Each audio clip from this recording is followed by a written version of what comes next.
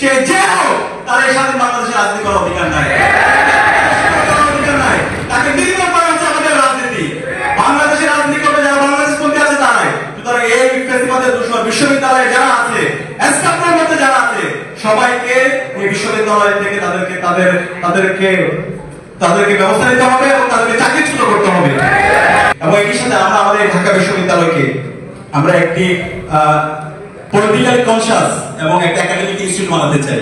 বিশ্ববিদ্যালয়ের শিক্ষার্থীরা সে রাজনৈতিক শাসন হবে, কিন্তু কারো গোলামি করবে না, সেই সরকারকে শক্ত করবে, সেই ইনসাফের কথা বলবে, কিন্তু কারো দাসত্ব, কোনো ভাই পলিটিক্স, ভাইয়ের পেছনে রাজনীতি করে সেই রাজনীতি এখন চলবে না।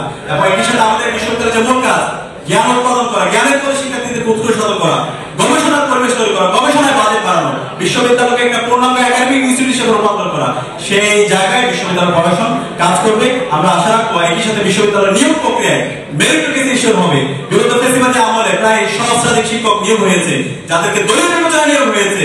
আমরা আশা রাখবো যারা এর মধ্যে দলীয় বিবেচনায় নিয়োগ হয়েছে তাদের বিরুদ্ধে বিশ্ববিদ্যালয় ব্যবস্থা নেবে এবং মেরিটোরিয়াসের ভিত্তিতে এই বিশ্ববিদ্যালয়ে শিক্ষক নিয়োগ প্রক্রিয়া ইনশিওর করা হবে। এবং একই সাথে আমরা এখানে যারা আছি সবাই জুলাইয়ের প্রজন্ম, জুলাইকে বাঁচিয়ে রাখার দায়িত্ব হচ্ছে আমাদের। আজকে জুলাইয়ের শহীদদের যে আকাঙ্ক্ষা, জুলাইয়ের যে স্পিরিট, সেটাকে নষ্ট করার জন্য বিভিন্ন ধরনের ষড়যন্ত্র এবং চক্রান্ত হচ্ছে।